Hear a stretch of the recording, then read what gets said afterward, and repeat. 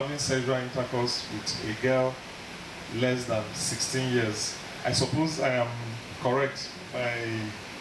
My friend, the legal practitioner, I hope I am correct. It has to do with sexual intercourse with a girl below the age of 16. But I think the law also recognizes the fact that anybody under the age of 16 cannot give consent. Cannot really give consent. It's not matured enough to give consent. But the law also gives a leeway to the offenders, because the law says that you cannot convict on any uncorroborated evidence.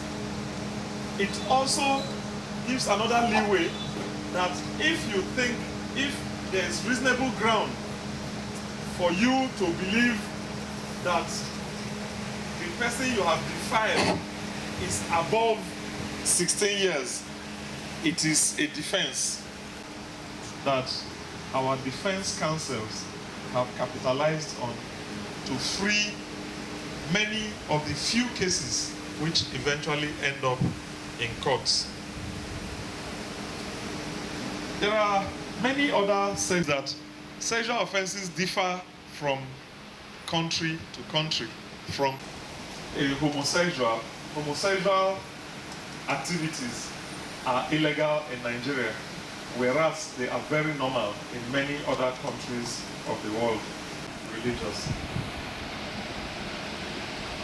I cannot list all the sexual offenses because they are quite many. But when such offenses occur, it is the responsibility of the police to investigate such crimes.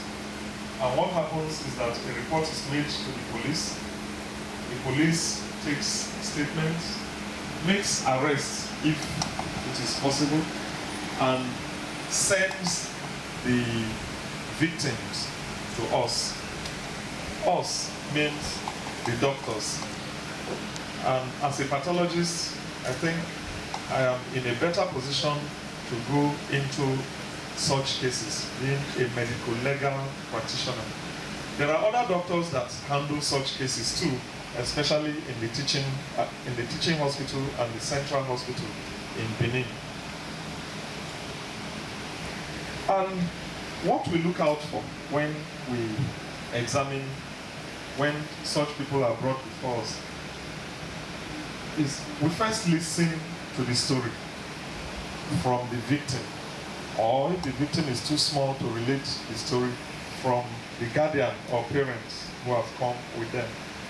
And we look at their countenance, we look at the clothes they are wearing, how rumpled they are, whether they are torn, whether they are blood-stained, whether they are stained with soil and other things. We look at the clothes, then we examine the patient completely. Of course, we would have also asked relevant questions like last menstrual period, whether that was the first time, and so on. The essence is, one, to avoid unwanted pregnancy if you think the person is at risk. Two, to avoid sexually transmitted diseases. Three, to give psychological support to the person.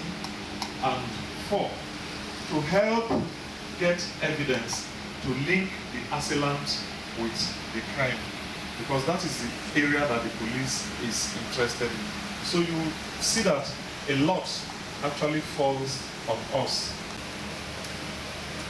We have a number of constraints in this area, and I'll talk about the constraints later. We're called to do autopsies on people who were said to have been raped to death. And from my experience, there are two things that lead to death in rape. One is suffocation, because the assailant tries to gag the person so that the person does not shout or make noise, and in the process, the person is suffocated. Because some of the assailants will go with daggers and other sharp objects and inflict all manner of injuries on the person to subdue the person, and the bleeding can lead to death or the other injuries.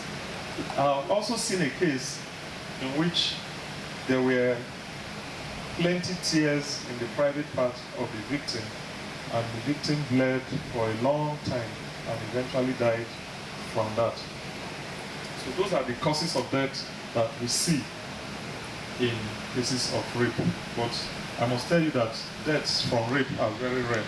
They are very, very rare, at least the ones we know about. Speaking statistically, on the average, we see between 2 and 4 rape cases in the police clinic every week. When I talk about rape, I'm also talking about defilement and taking them together. We see between 2 and 4 every week in Benin, in the police clinic. I don't know how many they see in Central Hospital or in UBTH. But some other studies have said that for every 1 case of rape that is reported, there are 5 that are not reported. I think in the Nigerian context, it may even be more than 5 that are not reported. And not reporting cases of rape is due to a number of factors. Nobody wants to announce that she has been raped. It may affect the chances of the person getting a good husband. It may be disgraceful to the person's family. It's a stigma, so to say, generally. There are many, many reasons people don't report. We have also found that most of the reported cases of rape are in children below 15 years. And the children tell their mommies or their daddies what has happened. And the parents now take it on themselves to get one form of justice or the other. Even when we see such cases of rape in the police clinic, we find that not up to 10% of them go to court. We know when the cases go to court because we are called to come and give evidence in such cases. Not up to 10% of them go to court. And even the ones that go to court, not up to 10% are successfully prosecuted. In very many cases, the families of the victims come back to us to say, oh, we have been settled. And you'll be surprised that the settlement is with amounts ranging from 5,000 naira to less than 50,000 naira. It's mainly from known people. That is neighbors, male neighbors, who will lure the children into their houses one way or the other and take advantage of the ignorance of these children. And many times they offer trivial amounts of money.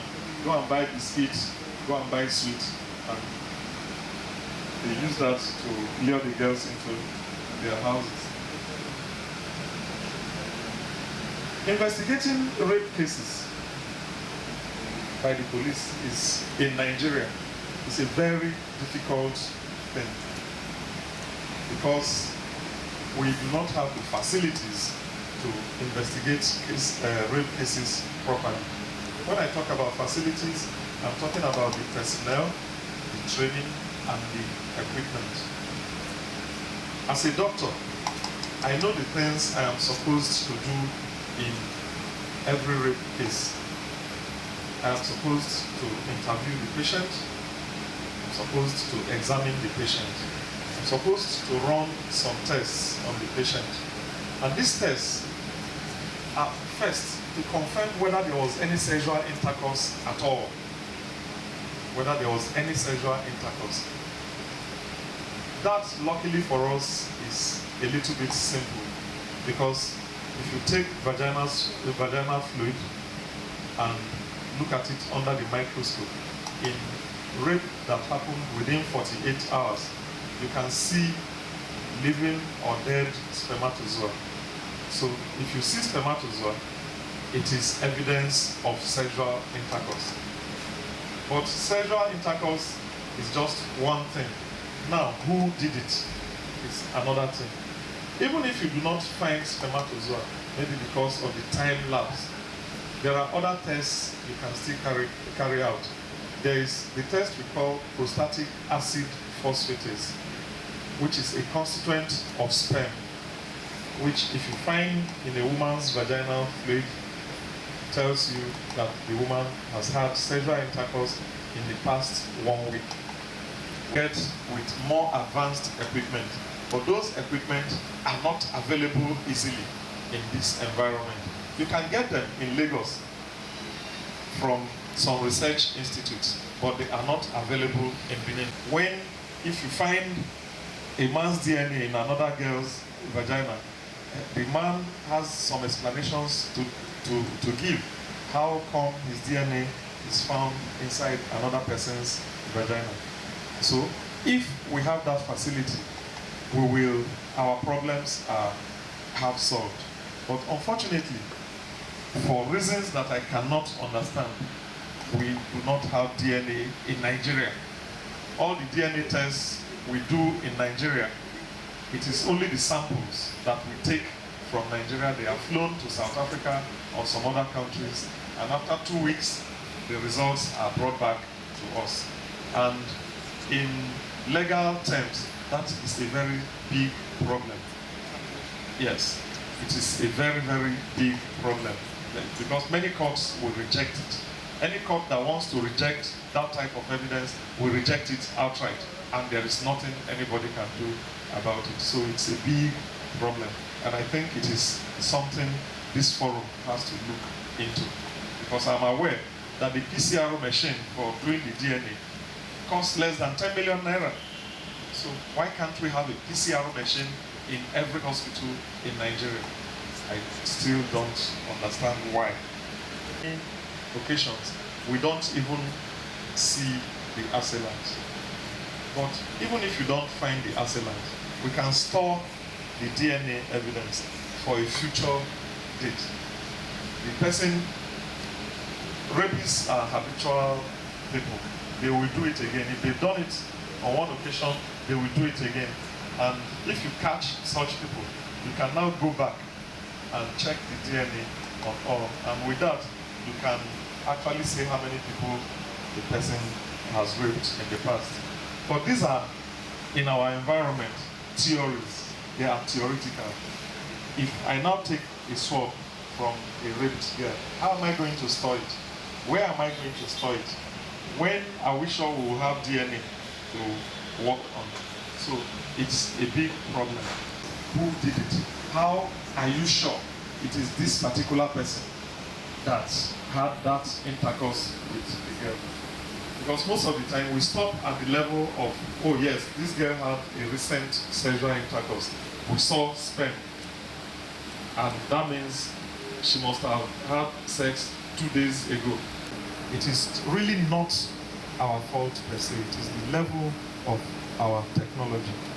And I believe that fora like this can help the police address such problems. I also believe that fora like this can also help address such problems. If you go to police stations, especially at a branch we call the JWC, Juvenile Welfare Section, you can build something for us where we take care of such cases. We can. So those are some of the things we require of you. We also are not supposed to examine rape cases in a general place where other patients are. But in our clinics, we hardly have personal experience, and I hope it will enlighten us a lot. Thank you very much.